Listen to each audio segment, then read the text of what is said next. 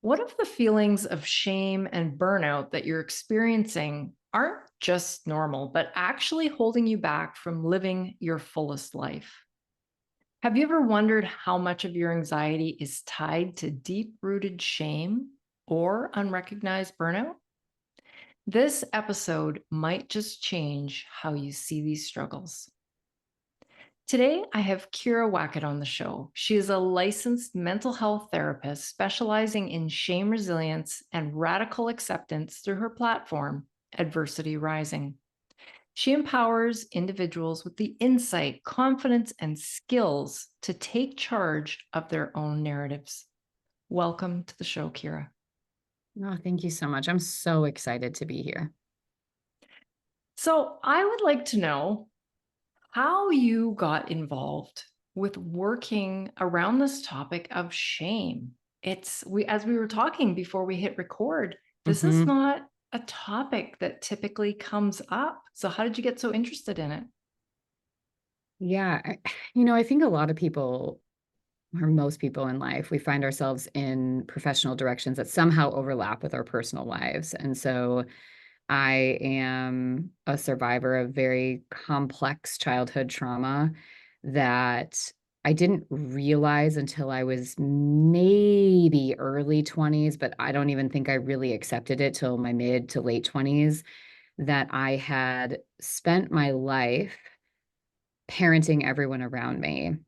I had a single mom with undiagnosed bipolar disorder and subsequently struggled with some really severe substance use issues. And so my life looked a little bit different growing up than I think the sort of normal trajectory that we think about, even though there is no such thing as normal. And I really took on this role of I have to parent her, I have to take care of her, I have to be okay at all times because she needs me. And that sort of core learning that I had really extended into a lot of other relationships. I think I'm innately good at holding space for people, but I didn't know how to set boundaries around that. So I was the person that was just holding everything for everyone. If someone said, "Well, how are you?" I very quickly would say, "Oh, I'm good. How are you? Talk to me about you." So even when we were chatting before we hit record and you said, "How are you?" I still have to make a conscious decision not to turn the table back right away. And so just starting to kind of show up. But I think over time, my own experiences with trauma, that sort of deciding that my job was to never have a need or a want and to always take care of other people mixed with being a middle schooler, high schooler, all the pressure there to fit in and belong. I think it was the perfect storm to really layer my foundation in life to be rooted to shame. Now, at the time, I didn't know it. I knew that I was chasing to be a doctor. I was going to excel in this way. I had the same boyfriend for 10 years and we were going to get married and have the white picket fence and all the stories, all the check boxes so that everything would feel good. And I would feel this, I don't think that's right, but I got to do it because I don't want people to think that I can't. This doesn't feel good anymore. But you know what? You're invested in this much. And how do you know that anything else would be better? How do you know you're deserving of anything better? So I had this very subtle self talk that would sort of keep me stuck in these narratives. And when I was 22, things kind of fell apart. My cousin, who was 2 weeks younger than me and one of my best friends, was killed. And at the time that that happened, there was just this kind of blowing up of all the barriers that I felt, all these different pieces. And I started to come to terms with the fact that everything I had been doing up to that point had been about trying to secure connection and belonging because I was so afraid that it wasn't stable, sustainable, or that I wasn't deserving of that. Now, it still took me I'm 36 now, almost 37, and I'm still in the middle of trying to process what that means. So it wasn't like, well, I saw it, I was healed. But I realized that I didn't know how to live my life without trying to gain other people's approval or projecting insecurities on how I showed up in the world. So I really spent a lot of time trying to dig into that. Kind of subsequently, I found therapy and the idea of becoming a counselor. And I thought, well, this thing I was innately good at, albeit in a pretty maladaptive way. I wonder what it would look like if I could do this thing that felt really good and have some boundaries around it. And so, kind of coming together personally and professionally, I started getting my master's, really was pursuing this. In the middle of this, I was specializing in eating disorders, trauma, and anxiety disorders, mostly because that was what I had experienced and had familiarity with. I came across shame and this idea of shame and the ways that we defend in our relationships and how we react in our life. And I was like, why is nobody doing this? This is at the core of the eating disorders, the trauma, the anxiety disorders, the substance use, all these different things that I was treating that were really symptoms of these underlying pieces of shame, or what shame is the fear of not being good enough, not being worthy of love, connection, and belonging. And once I saw that, I had this, I mean, I can still feel it now. There's an agitation in your body that you get when you think about it, but there's also a relief of, oh, that's what that is. That is the thing. And once I got clear on it, my whole practice with every client changed. The way I interacted with other people changed. And honestly, that jump started a very different version of healing for me and my own trauma recovery as well. That is so interesting. As I was getting ready for our chat today and reading a little bit about shame, a question bubbled to the surface. Mm-hmm. And definitely, we are all unique snowflakes. I'm not a fan of labels, and we cannot all be fit into the same box. But my guess is that people do not show up on your doorstep or in your office Mm-hmm. saying, Kyira, we got to talk about shame. I got Yeah. this issue with shame. My guess is that folks are coming to you with other issues, and that Mm-hmm. shame is buried underneath so many layers. Mm-hmm. Would you say that's true? Yeah. So there's kind of two ways that I think people get the veil lifted. So either I do a lot of public speaking. So someone will come to a talk. I just did one a couple months ago on resilient parenting and how to raise emotionally resilient children. Well, basically, that's just a conversation for me to talk to you about your shame and how you are putting so much pressure on yourself, and that emotional resilience is about you healing so that you can help them develop resilience around their emotions. And so whatever the topic is, shame's always coming up in some way, shape, or form. So either people come and they're like, I need to know how to set better boundaries. I Mhm. need to know how to love myself. I want to practice self-care. I want to be a better parent. And when they come in either with a goal or a surface pain point, we ultimately get to the same place. The opposite sometimes happens, I guess, but really through the same lens of when someone's reaching out to me for a one-on-one to be a part of a program, it's usually a similar story. I'm not happy in my work. I don't set the boundaries that I need. I feel like I don't know who I am. I don't know what I want. I just know I'm not happy.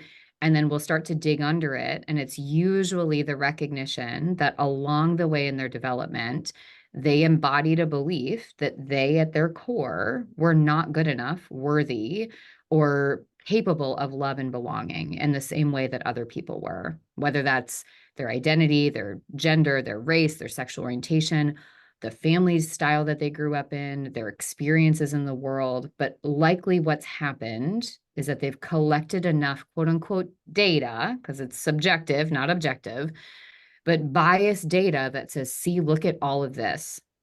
You are not good enough. You are not doing as well as other people. You're not as successful. You're not as hardworking. You're not a good enough parent. You're not thin enough. You're not pretty enough. Whatever it is, that term enough is basically synonymous with shame, the chase for enoughness.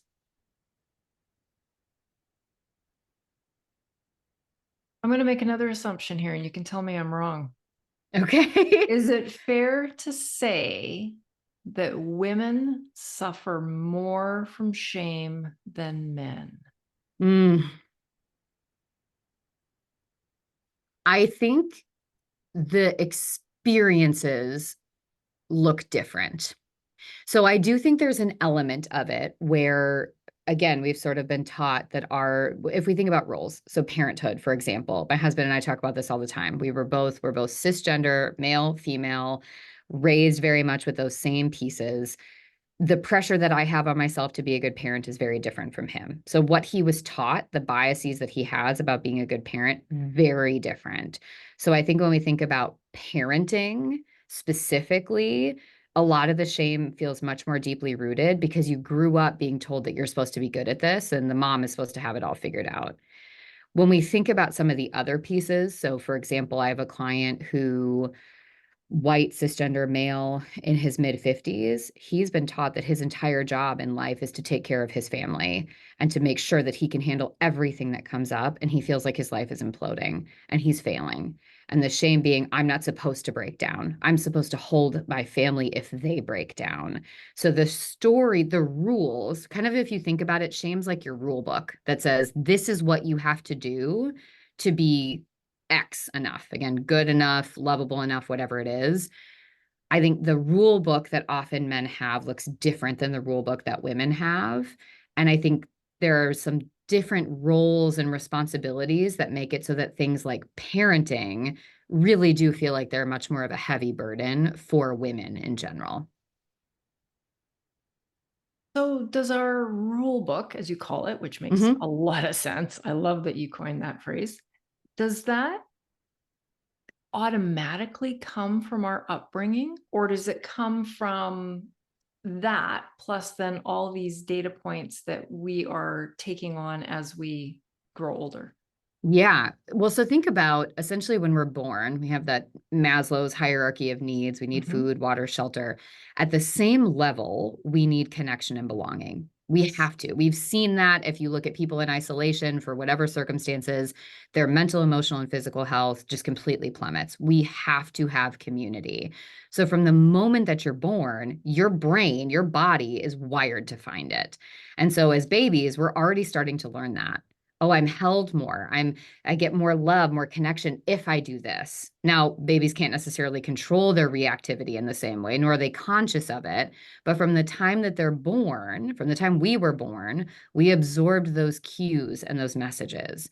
It could be things like I told this story before in a variety of settings, but I remember when I was in kindergarten and I came home, my teacher had handed me our report card, which is now just sort of ridiculous to think that a kindergartner is getting a report card, but basically this progress report. And she was so proud of me when she gave it to me. I couldn't read all of the things yet. I didn't know what it was, but I just knew that she was proud of me. She gave it to me. I brought it home. My mom was in the bathroom. She was peeing at the time and I couldn't wait. I bursted into the bathroom, which, boundaries. I bursted into the bathroom, showed it to her. I was so proud of myself. And she immediately looked upset. As soon as she looked at it, she looked upset and she told me that she was disappointed. I now know, and she and I have processed this, every single one of the entries had a C. My mom didn't read the legend that C meant commendable. She saw it as a letter grade. But what that taught me was somebody that gets an A is better than somebody that gets a C. My mom would have seen me and been less proud of me if I didn't achieve at a certain point, which meant love was conditional. So my mom wasn't setting out to do that. Most of us, the stories that we have, the way that our parents or caregivers brought us up, they weren't like, I want you to think love is conditional, but we were taught that. You're treated different when you follow the rules versus when you're not. When you don't ask questions and you stuff your emotions versus asking questions and letting your feels be on the surface. And so that sort of sense of obedience mixed with what we're seeing. Oh gosh, I'm watching that this person is treated better than this person. It could be watching how your parents interacted. You could be watching how other friends were treated, how people in school react. All of that witnessing, like a direct experience like I had with the report card, or indirect experiences. I watched a kid get bullied for having dirty clothes. What does that mean? And what does that tell me? And we start to collect it to basically say, okay, there's a law of averages. I can't be outside of the average. I can't be on the bottom of the average, but I can't be outside of the average. So there's also, for many of us, this idea that we can't be too low. We also can't be too much. So I want success, but only success in a way that is still socially acceptable and inside of the averages. Because if you go too big, then you're also going to break out. And so it's that kind of coming together. And then as we get older, we just collect confirmation bias. Well, see, this is what happened when I spoke up at work and I shared my opinion. So we're not supposed to speak up. This is what happened when I came into work and I had a bad day and I wasn't, toxic positivity radiating from every orifice on my body. People reacted different. That tells me that those rules are still valid and they're valid here too. So then it just kind of seeps in rather than gets more defined. Do you think perfectionism or this idea of being perfect is directly tied to feelings of shame? Yeah, absolutely. Because I think the idea is that belonging, love, connection is this achievable conditional thing that if you can reach X, then you will feel good enough. I mean, how many of us have had a to do list and we go, if I could just finish everything on my to do list today, I'm going to feel great. And then Right. we always set ourselves up with a to do list that's way inappropriate and unreasonable in terms of expectations. So we don't accomplish it. And we spend the whole day telling ourselves that we're going to be, better tomorrow and do these things. Or I think about the relationship with a scale and somebody's weight. You're either Yes. chasing it when I can get to this weight, I'm going to be happy and things are good. But that doesn't happen either because you either spend all your time chasing X, whatever X is, the end of your to-do list, the number on the scale, the size clothes, the way you're going to parent, or you get it and you're so afraid to lose it that you can't even exist in a state of calmness. So I think it's absolutely the perfection idea and this idea that it's not just achievable, but then maintainable. We sort of take humanity out of our existence and we assume we can be robots and exist at 100% all the time. Yeah. And we focus on content versus context of living. Wow. So then the next question, as you're talking, I was thinking there are so many things. Like, I, as a visual person, I can kind of Mm-hmm. see shame at the center and then all these bicycle spokes going out with, different things feeding into it. Mm-hmm. But how do you see anxiety and burnout kind of coexisting with shame and maybe perfectionism too? Yeah. So I think whenever we're talking about anxiety, burnout, stress, it's kind of helpful first to tease them all apart. So if we think about inputs, there's stressors. So the upcoming deadline for something that you have to do, the scary conversation you're going to have with your partner about some need that you have, or going to the dentist because you're afraid you've had a tooth pain. There's some sort of a stressor that then causes a reaction in our body. So, stress is the response to these external stressors that we have, and we kind of collect stress all the time. What we know is that stress is an appropriate response to stressors that needs to be moved through. So when we feel stress, if it's, let's say I go back to college, a hard semester, gosh, there was a lot of really big exams that I had to do. All my finals were really overwhelming. I felt like I didn't get enough sleep because I was so stressed about studying, making sure I did well. After the semester ends, you're just completely out of commission for at least a few days, maybe a week. That's your body moving through the rest of the stress cycle. Ideally, what you're doing is designing a system where the stressors or the inputs aren't so much so that you can't complete stress cycles. You can kind of, things that are coming in are going out at an equal rate, if that makes sense. Hmm. We're in a state of living where our stressors are significantly greater than our ability to move through the stress response. Now, the way that anxiety comes in, so we said stressors and stress, anxiety is essentially internally projected stressors. So now not only do you have, there's a storm that might be coming this weekend. I've got this big exam. I've got, my daughter's I have a really hard time when she gets vaccines. Like that's a big stressor for me, something that's going to happen when I go in. I'm petrified of needles. But then what happens is the internal anxiety is all the projection of all these other things. Well, yeah, but what if a tree falls down when the storm happens and then it hits our roof and then I have to deal with that? What if Everly has a reaction to the vaccine? What if there's something that I didn't read about this? What if I can't handle it when I'm in the room with her?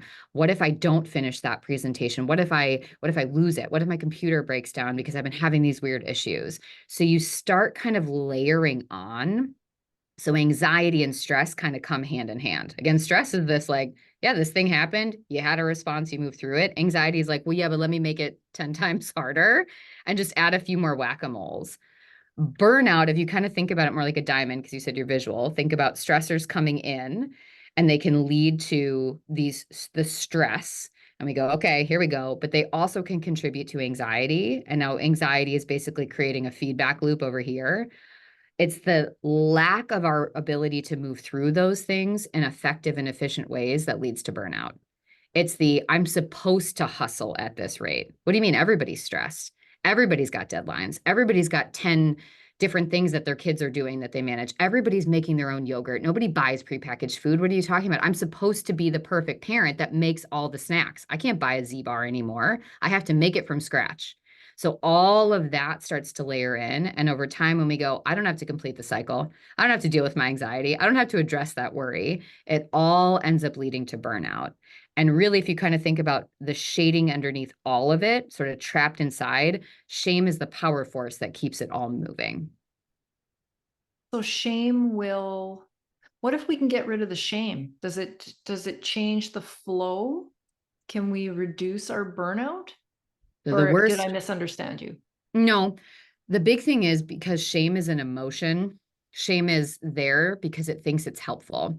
So it's kind of like if you're walking at night and it's dark and you get the prickle on the back of your neck, something doesn't feel right. Your fear is saying, I don't like this. Something doesn't feel good. Shame is that, but in relation to interpersonal connection and belonging. So it's there, it's never going to go away because it's your body's emotional response. Instead, what we recognize with is it's our relationship to our shame that's keeping us on that brink of burnout or in burnout all the time. So it's this idea of every one of us is going to have a thought of, what if my boss doesn't like me? What if my friends are mad at me? Or what if so and so, some person I interacted with doesn't like me? What if I made the wrong choice with my kid? What if I didn't handle that well? What if I'm screwing them up? Everyone's going to have those thoughts. The same as it's super uncomfortable for people to hear, but every single person in some way, shape, or form in their life is going to have a suicidal thought. It doesn't mean they're suicidal, but we all have a thought around, well, what if something were to happen? What if I just drove off the road right now? What if I didn't wake up? Those are normal. Our brain is just trying to go through a variety of different things. It's when we hold it and we don't let it go that it becomes a problem. So, what we can do is stressors are never going to stop coming. Stress is never going to be a thing that we don't have. That's a physiological response to living. But we can curb the anxiety, which is that bouncing back, that what if we can temper the shame. Okay, well, what if the tree fell on our house? I can't control that. I have insurance. I have a go bag. We have an emergency fund. It's pretty much all I can control. Okay, I'm going to let that one go. I'm not going to hold that anymore. Once we can do that, well, what if your boss doesn't like you? That would suck because it would make work a lot harder for me to deal with. But you know what? I'm not there to be liked. I'm there to do a good job. And I don't need to be liked to be able to perform it that way. That's not the goal. Okay. I'd probably be okay. My story would probably go on. And as you do that, it's the offloading of this side over here that actually will then lessen our likelihood towards burnout.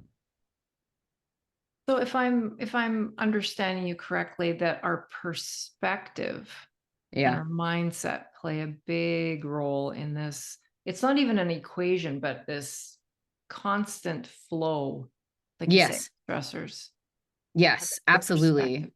And I think sometimes it's even our perspective and our ability to tolerate our distress around our perspectives. Because sometimes I'm really capable of shifting my perspective. I don't think that that person's upset with you. I actually just think that they were stressed about a meeting that they had to go to right now. And when they were talking to you, they told you that. And they were thinking about this thing that they had to present. And they've been a little overwhelmed at work lately. I actually don't think that had anything to do with you. Sometimes I can do that. Great. Shifted my perspective, letting that go. Mhm. Sometimes I can't. Sometimes I had it happen with my daughter the other night where my husband was working an overnight shift, so he wasn't home. It was like 9 at night. My daughter had finally gone to bed, but I didn't like the way that our interaction ended. And consciously and cognitively, I'm actually really proud of how I handled it. I set a boundary that needed to be set, but I would have liked for the end of the night to have been, we sang, we cuddled, I said, I love you, I closed her door, and then she didn't come out 6 more times. I would have loved that. I can't control that. But I couldn't get out of the perspective in that moment that I was a terrible mom. I spent the rest of the night ruminating on, you're such a terrible mom. What if you had just done this? This is like how you used to feel. She's going to feel abandoned. She's probably in there. And I wanted to, so shame would have propelled me towards either go in there and talk to her and make up for it and make sure she's okay, which wouldn't have been about her. It would have been about me and making me feel okay. Or tomorrow you have to be perfect. Now I could let those thoughts go, but I couldn't shift my perspective the rest of the night. So with that shift meaning of like tolerating our distress, I had to go, I feel like a terrible mom. And you know what? I'm not able to let that one go right now. I'm not going to react to that. I'm going to tolerate the distress that probably for the rest of the night, I'm going to feel like a terrible mom until I see her tomorrow and things feel different. And that's okay. And I'm going to let that exist without assuming it's never going to go away or that I have to make up for it and protect it. Because that reactivity is the problem when we stay there. Does that make sense? I think so. Hmm. So we've given the listeners a lot of the what, a lot of Yes. the how this all works, how it manifests, how, but can we give them some tools? Because I'm curious too. Like how do we deal with this? How do we manage? I don't think we can ever get rid of Right. some of these things. And as you said, shame is an emotion. I don't think emotions are right or wrong. They are, right? Mm-hmm. Human feelings just are human. But Mm-hmm. how can we better cope? Is there any mindset shifts? Is there any inner chatter that we can do? What can we do about this? Yeah, I mean, I think again, going back to kind of talking about the culture we live in such a band-aid culture of, okay, well, now this is a problem, so fix it and fix it fast. And the hard part is shame, as you said, it's an emotion. So it's there, we can't change it. Shame is ultimately connected to a deeper wound, which is our core belief. And so your core belief, sometimes people have heard the word limiting belief, but basically the innermost belief that you have about yourself and your place in the world. And so shame is essentially, the rule book around how to protect anybody from seeing that. So your core belief is either I'm not lovable, worthy, good enough unless, or I'm only worthy, lovable, and good enough if. And then that's really where shame comes in with all the rules. And so I think to start, it's accepting that, let's say that you're 50 years old. You've spent 50 years tethering every thought to that innermost belief. Some are worse, some are more intense than others. Sometimes things feel neutral, fine, whatever. But you spent 50 years existing in that storyline. So, first is to say, one, you have shame because you're a human. Two, you have shame because you're a human that has likely been taught that love and belonging is conditional. That's just a part of our cultural norm that has happened for all of us. But then starting to recognize, three, it can't be solved overnight. Mhm. So I think the biggest thing that anybody can do just to start is to give yourself grace and space to say, I have this. That doesn't mean I have to do something about it right now. I can just kind of feel it. And I think for many of us, emotional intelligence, which is really about knowing what our emotions are and just providing space for them to exist and to validate them, that step alone could heal so much of our pain. And so I think about that. The ultimate long term goal, if we're thinking whether you tried to do this on your own, doing it with someone else, I just encourage you to find resources and people that are saying, let's hold the space for a long time. It's a process, it's iterative. Kind of like when we think about diet, when we think about fitness, when we think about all those things, whenever somebody sells you a quick fix, it's never going to work. It's never going to make you feel good. So instead, I think it's really helpful for people to sit down and go, okay, this is a part of my life. I don't like it. I don't like it. I don't like what it's doing. I don't like how it's affecting me. Okay. First, let's figure out where that came from. Where did some of those stories come from? And not to make your parents or an old teacher, like my mom's not the villain because she responded that way. She did the best she could too, but it's okay that I name and validate my circumstances and expand the picture. So, first, it's where did this come from? And how do I build a little bit more compassion and empathy as to then why I function this way in the world? Of course, I'm going to feel like I have to say yes all the time because I was never allowed to say no because I was taught that being a woman meant that I had to work 10 times harder than the men in the room. Or I was taught that being a mom meant that I was supposed to be able to handle everything. And I feel like I'm constantly dropping balls on the ground. But how come every other mom did it? How come my mom did it? Why can't I? And then you start to go, okay, this is where I'm at. This is building the context. So if you kind of think about past, present, future self, we're looking at our present, what we don't like, why we don't like it, getting a little clear in our past. Okay, this is kind of how it came to be. Then it's allowing yourself the space and grace to get curious about where you want to go. And a lot of what I want to encourage people to do there is to think about the opposite of shame-based living, which is fear-based living, is values-driven living. Okay, you might actually really want to be incredibly successful. Maybe, again, if we just think parenting, I'm supposed to be the best mom ever versus I really want to be a mom that's present with my kids. Some of the behaviors might look the same, but the value or the driving force looks different. So if at the end of that night, when I went to shame, I'm a terrible parent, XYZ, instead, if I could come from a place of values, I want to be the type of parent that helps my daughter feel seen and safe and heard, but also helps her understand boundaries. If I could have held that in that moment, I would have actually felt a lot more confident in the decision I made about having to set a boundary with her about what it looked like to go to bed. So I'll just reiterate that one more time because I'm saying a lot. And for some people, this is the first time they're hearing this. So your brain is like, I'm on overload. You have, I call it your brain pond. It was clear when I came in, and now you're kicking it up, and I can't see the bottom, and I don't know what to do with it, and I don't like it. So first is just acknowledging that you have it and just getting clear on how you feel about that. Making some space to name, to validate, to just be in it, and to recognize that it's not going to go away overnight. Second is to get curious about how it came to be. That part typically I recommend doing with someone else. Doesn't have to be a paid professional, although I do think someone objective can help you kind of ask the questions that might be really hard to hear and hard to sit in. And then you start to go, well, where do I want to go? And big part of that is learning your values and starting to design a life that's around living and embodying your values. Values driven living inherently provides grace. I want this is a value to me to be, let's say, sustainable. It's really important to me that I take care of the earth. Awesome. And so I might want to every day think about how to be more sustainable. But if I get a plastic straw one day, I'm not beating myself up. I'm going, okay, what choice can I make different the next time? And there's like 10,000 more steps you can take. But I think right now it's just building that for people, that capacity, that space, that grace, and to realize that at the end of it, it's starting to create more awareness that probably your initial thought or reaction is rooted in shame. So when you're noticing if all of your thoughts are negative interpretations of you, it's just a good sign that that's what's happening. And we're starting to build some grace, space, and pauses in between to shift the narrative in a different direction. I think I just want to emphasize too, just saying it slightly different than what you did, but Yeah. as you said, if I've been living this way for 55 years, Hmm. it's probably going to take me a while to maybe not undo it, but to do things differently. It's kind of the way I see it is a bit of a habit, right? We are Hmm. creatures of habit. And to change anything, like you say, whether it's eating, exercising, the way we talk to ourselves, awareness of different things, it takes practice and that Yeah. takes time.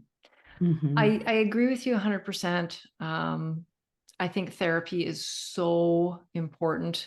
I was on a call earlier today, and I must say this every day to different people. We all need a therapist. Like even on Yeah. the good days, we need therapy. Yes. Yeah. Um, but and you've kind of alluded to the way a professional, a therapist, a counselor can help us deal with these things. Um, why is the therapy piece important in addition to peer support and all of that kind of thing? I mean, I think that there's a couple pieces of it. So one, oftentimes one of the biggest things when someone, let's say there's significant grief, there's significant trauma, a lot of the times the block to experiencing their emotion is the distrust that they're ever going to come out of it. And Mhm. sometimes if they talk about it with people in their everyday life, they're afraid that they can never take that label off or that experience off. So if I talk to my best friend about it, she can bring it up to me every single day, all the time, and check in.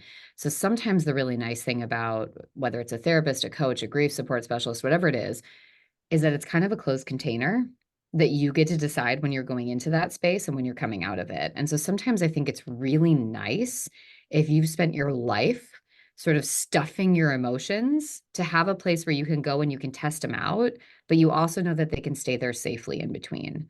So that's a big reason I think it can be helpful for people because if I'm working with you, I can't just call you tomorrow and be like, well, talk to me about this thing. I can't see you at the grocery store and be like, well, how are you dealing with that?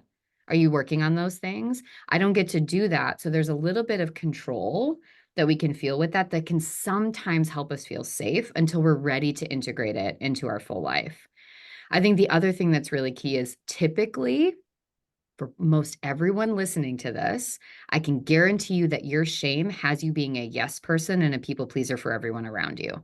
You are picking up the slack for everyone in your life. You are always the one trying to take everything on. Internally, you're feeling lonely and resentful and a bit burnt out, but to the outside world, you just keep saying yes.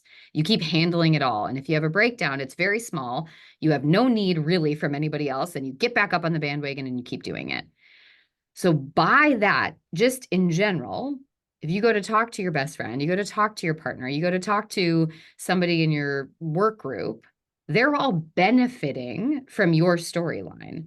So they don't have the capacity to be objective. Again, let's just pretend that if I'm your therapist and you want to make a change at work, well, you setting boundaries at work is going to have a negative effect on everybody else that has been dependent on you not having a boundary. So Mhm. they're not going to respond in an objective way to help you think about what's best for you. They'll want to, some won't. Some will just want you to keep being boundaryless, but some might really want to.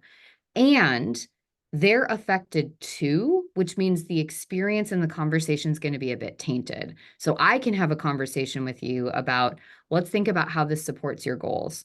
Let's think about how this puts Lisa in the broader context rather than thinking about how, well, if you stop working through lunch, then someone else is going to have to pick up the slack and we're already short staffed. And can't you just do that for the rest of this week? It's not that big of a deal. When this project is done, everything will be fine. And then you've talked yourself into staying there because you don't want to disappoint them. So I think it's that dialogue. And then on the flip side, even if they aren't saying those things, if we go back to anxiety, you're projecting that onto them because you are afraid if you talk about these things, they're going to see you as weak. They're going to see you as not being as capable. They're going to see that maybe you have a need and they don't want to show up for you. And then you're going to be rejected. And then what? So there's just a lot of fear that stops us from sharing it with the people in our everyday life because the risk feels too high. If your therapist hates you, you never have to see them again and they legally can't tell anybody about it. Like it's the easiest relationship to have flop because nothing's going to happen. You can decide at any point never to talk to them again. You don't have to even have a goodbye with them if you don't want to. And so to me, it just feels like it helps give enough of a sense of safety. We're still flirting with shame just a little bit in that and kind of guarding against some vulnerability. But in the beginning, I think that's actually really helpful until you built the capacity to take it out of that room. And that's the goal of therapy is to push you to do it out in the world and to practice it, but then to have a place you can come back to and process and feel all the feels around. Yeah, I absolutely have to say something about that. It's been a couple of years, I think now, since this interaction happened in my therapist's office, but I remember going in there, having made the appointment a month or 2 months ahead of time and walking up to her house where she works and thinking, "I don't need this appointment today. I'm feeling really Mhm. good." And crying, like the snotty, ugly, awful cry through the whole session. But at Mhm. the end, just saying, "Thank you for providing me this space." As a people pleaser, I am much like you, and I will almost never, if I'm having a rotten, stinky day, week, month, rarely do I admit it, but I feel Mhm. safe to do so with my therapist. Mhm. And I feel like it's her job. It's her job to Mhm. listen to me. And Mhm. I'm not dumping on my friends. So there are so many benefits. If anybody is questioning, if therapy is for them, yes, therapy is for everybody. I Mhm. encourage everybody to go, even if you think you're doing well. It is such a great space to be. You will walk out feeling 10 pounds lighter. I always do. Kyira, if our listeners are wanting to learn more about you, your work with shame, anxiety, burnout, all of it, where's the best place for them to find you? I'd say my website. So it's adversityrising.com, and you can learn a little bit more about me on there and see some of the different resources that I have available. It also has links to take you to my YouTube channel, which is where I put 5 to 15 minute videos that are really just kind of those small, tangible reflection and action invitations, we'll say. And so if people are like, I want to do the work, I want to build some capacity, it kind of takes them through that. There's also links to my podcast there, which is called Untethering Shame. And that's ultimately about talking about shame and whatever specific topic the guest has. We've talked about grief and loss, we've talked about depression, sexuality, intimacy in midlife, menopause, all sorts of different components. And really, the idea there is how to see that shame is like glitter. It really does affect every part of our lives and is impacted by every part of our lives until we reframe our relationship with it. So I think that really helps build community and both an individual sense of empathy, but also empathy with the world around us, of really kind of making more awareness and understanding on the collective. Awesome. So some really, really, really good resources. You guys make sure to go check them out. Kyira, it has been my absolute pleasure to host you today. And thank you so much. This is the first time we've ever really had a chat about shame. And I feel like I have learned so much, and I know that our listeners have too. Thank you so much for being here today. Oh, of course. Thank you.